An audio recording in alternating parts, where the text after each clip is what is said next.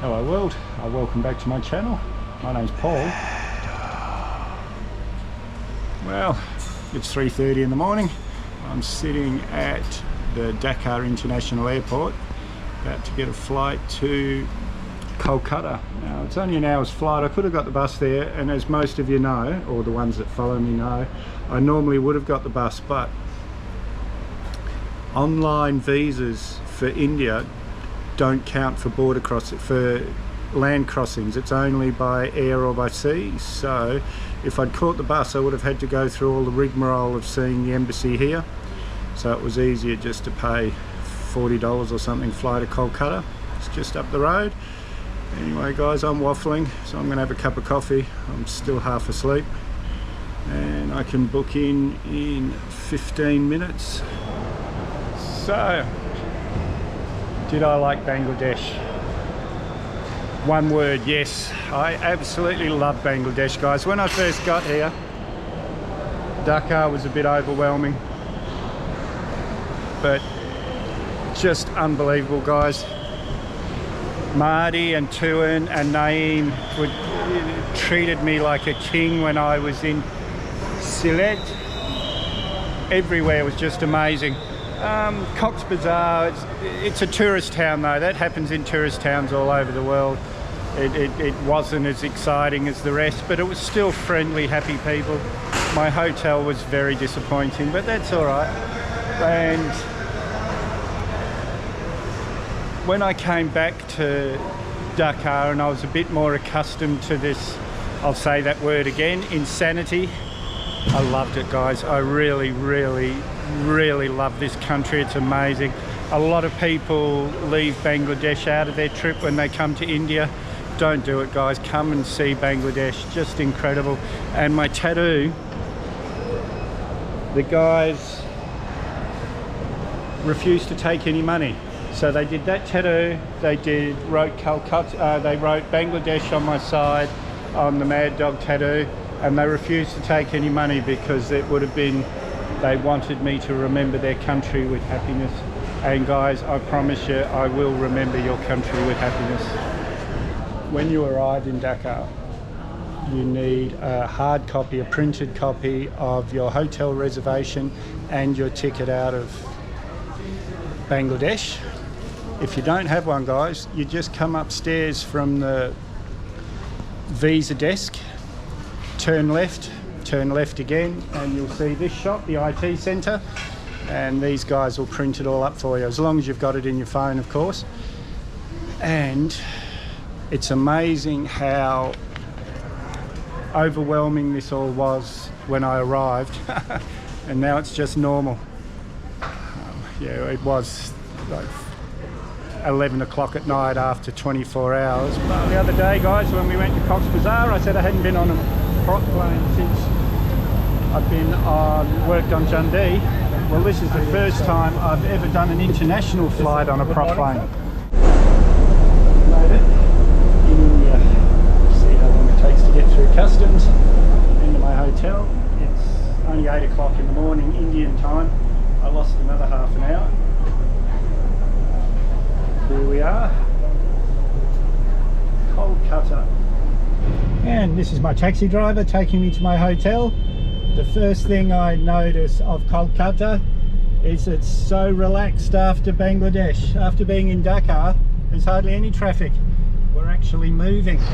Well guys, this is my hotel. The hotel I booked, when I got there, they'd separated from the hotel chain.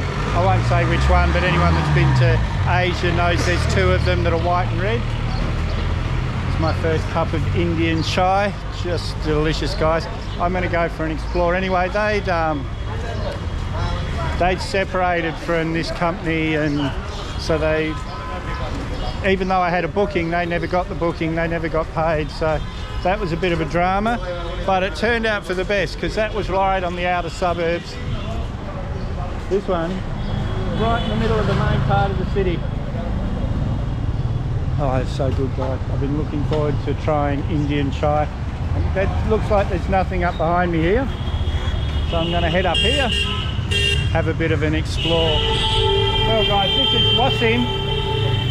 He's putting a bar upstairs at the hotel. Everyone's really excited about it. It'll be well worth coming and having a look when it's ready, I think. Alright, thank you. Last hotel was all nice houses and nice streets, clean. I'm much happier that I ended up here. I'm just going to try and find some food. Oh, there's food everywhere. But we'll and have a bit of an explore. Everywhere people are riding Royal Enfield, and I don't just mean a few, I mean everywhere you look there's Royal Enfields. Very popular bike. The Bajaj Motors, which is their competition, really make the Pulsars and things, but they also make the small KTMs. So the 390 Duke's also popular here, but that's with the richer kids. But the Royal Enfield is for everyone. Okay, my mission now is to try and find a hat, because I didn't bring a hat because I'll be wearing a helmet all the time, and I need kind of like a bucket hat, we call them in Australia, that I can fold up and put in my bag, and all I have at home is caps. So I'm going to look around and try and find a hat, because obviously Bangladeshi number 2 is a little bit shorter than the number 2s I'm used to, because you probably would have noticed in the last couple of videos it's very, very short and my head's getting sunburnt. So let's wander around this big city. And I will say guys, I was expecting this, because you think of Kolkata, you think of dirty streets and everything. This is a very, very clean city. Yes, I think I'm surprised. 3 ways I can go. We're at a bit of a crossroads. I just chose this way randomly.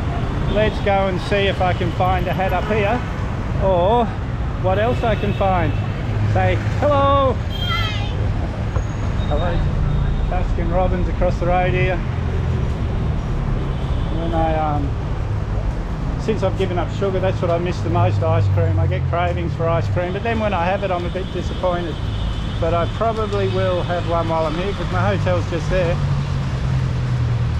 And another thing I noticed is there's a lot of green spaces in Kolkata. This is called Allen Park. Let's go and see what Allen Park has to offer. Oh, it's just a little one, but there's some quite big parks, and there's a big one which I don't actually know where it is, because I went to two different hotels. I've sort of zigzagged all over the city. One's at one end of the city, one's in the centre of the city. But there is a big park with a playground and all sorts of stuff, so we might visit that tomorrow. We'll see how we go. But for now, I'm just trying to stay in the shade so my head doesn't get any more sunburn. Guys, look at this. Isn't this just amazing? I can't tell you anything about this, the age or anything, but I'd say it was British colonial. And there's little buildings like this dotted all through the modern architecture. A few across the road here, but this, just amazing. And when you look up from all the shop fronts and awnings, there's all these beautiful old buildings here, all around. Just amazing, guys. I'm gonna love India, I know it. I've got a year-long visa, multi-entry visa, and now I can do land crossings, because they've actually put a stamp visa in my passport. So I'll keep my visa online in my bag, but I do have a year to travel this amazing country here, Nepal, Pakistan. Hopefully we'll get back into Bangladesh with the motorbike. I found a hat, but they want about $14 Australian, so about $10 US. If I can't find anything else, I'll go back and get it. It's not a bucket hat. And if you guys don't know what a bucket hat is, Gilligan used to wear one on Gilligan's Island. Remember that white cloth hat he had that used to just come around his head? That's what in Australia anyway we call a bucket hat. I don't know what you call them everywhere else. This one's a cap, but it's made of soft material, so only the peak's actually hard. So I will be able to fold it up, put it in my bag when I'm on the bike. But anyway, yeah, I'm going to wander up here if I don't find anything up here, I'll go back and get that one. Whoa! My head's too big for Indian hats, guys. Yeah, there was nothing that fitted. They were all too small. So I'm going to have to keep looking. I'll find something eventually. If you remember in Indonesia, I think it was, when I was looking for my other hat, I left one on a bus. That took me a bit, then suddenly right in front of me there was the exact hat I wanted. Okay, now this looks good. I'll come back here in a little while. What do you call these?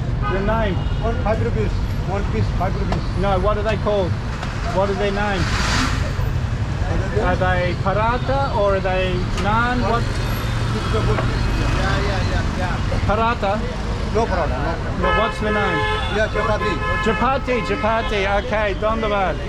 Chapatis, I knew, I just couldn't remember. All these people, not one hat. So I don't know how lucky I'm going to get looking for a hat. This restaurant looks alright. Kebabs, curries, biryanis. I've been eating some really good biryani in Bangladesh. It's what they're famous for, mutton biryani. But it's more of a Punjab thing, but I suppose kebabs are as well. So Punjab, Pakistan, Kashmir. Anyway, we'll be there in a few months, I hope. All going well. And now I have a hat, about $7 US.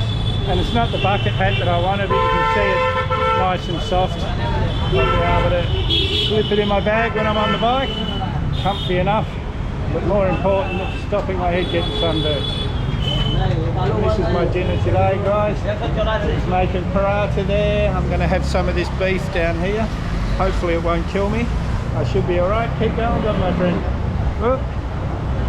I'm getting 2 of these parathas and a serve of that beef. It's only 4:30, so I'll probably come out and get some more food later. But this will do me for now.